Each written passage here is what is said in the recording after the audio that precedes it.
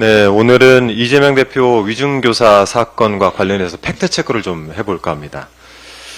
윤석열 대통령은 2021년 대선 후보 시절에 대학생들과 대화를 하면서 이런 말을 한 적이 있습니다.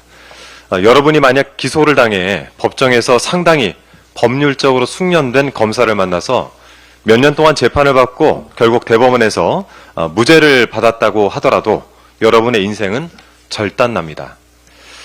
그런데 지금 윤석열 정권의 정치검찰이 이를 야당 대표에게 그대로 실천을 하고 있습니다.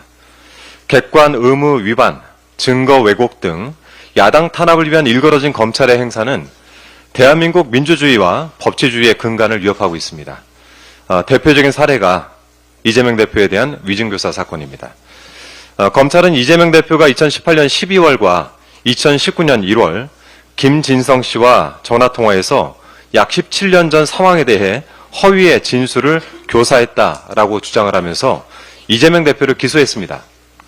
즉 2002년 당시 KBS 측과 김병양 성남시장이 이재명 대표를 주범으로 몰기 위해 KBS 최철호 PD에 대해서만 고소 취소하기로 협의를 했다라는 김진성 씨의 위증을 교사했다라는 것입니다.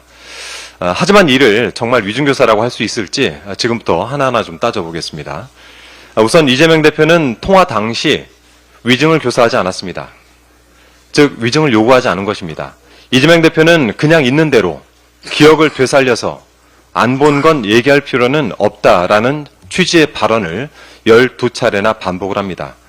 전체 통화를 들어보면 허위 진술을 교사한 것으로 볼 수 없다는 점을 쉽게 확인할 수 있습니다.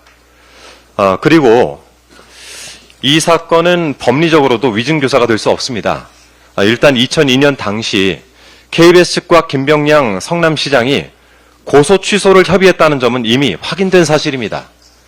고소 취소 협의 후에 약속까지 받았다는 2002년 최초로의 법정 증언이 있었고 또 고소 취소를 협의했다는 취지의 당시 KBS 관계자들 법정 증언이 이번 위중교사 사건에서도 있었습니다.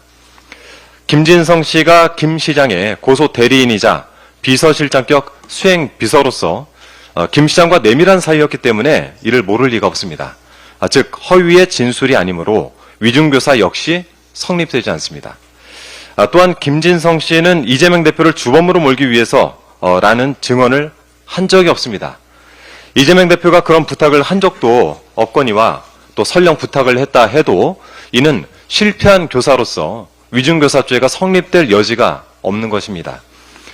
김진성 씨는 오히려 협의가 이재명 대표를 주범으로 몰기 위한 게 아니었다라는 취지로 증언을 합니다. 결국 김진성 씨는 이재명 대표가 원하는 것을 하나도 들어주지 않은 셈입니다. 그런데도 검찰은 중요 발언 내용을 누락하고 맥락을 왜곡해서 이재명 대표를 기소했습니다. 무조건 유죄라는 결론을 정해놓고 끼워 맞추기식으로 기소를 하다 보니까 공소장이 거짓 시나리오가 되어버린 것입니다. 최근 이재명 대표와 관련된 사건에서 검찰의 조작 정황이 하나둘씩 드러나고 있습니다. 연합회 술파티 및 허위 진술 세미나의 존재를 짐작하게 한 쌍방울 법인카드 결제 내역, 김용 전 민주연구원 부원장의 무죄 가능성을 확실하게 보여준 구글 타임라인 감정 결과까지 현재 검찰의 모습을 보면 비밀이나 잘못한 일이 드러날까봐 두려워서 벌벌 떤다라는 사자성어로 장두노미라는 표현이 있는데 이것이 딱 들어맞는 표현이 아닌가 싶습니다. 우리는 여기서 단순하지만 분명한 진리를 다시금 깨닫게 됩니다. 거짓은 결코 진실을 이길 수가 없습니다. 이는 검찰의 조작과 왜곡으로 점철된 위중교사 사건에서도 마찬가지일 것입니다. 오는 25일 법원의 공정하고 올바른 판단을 기대하겠습니다. 이상입니다. 네, 다음으로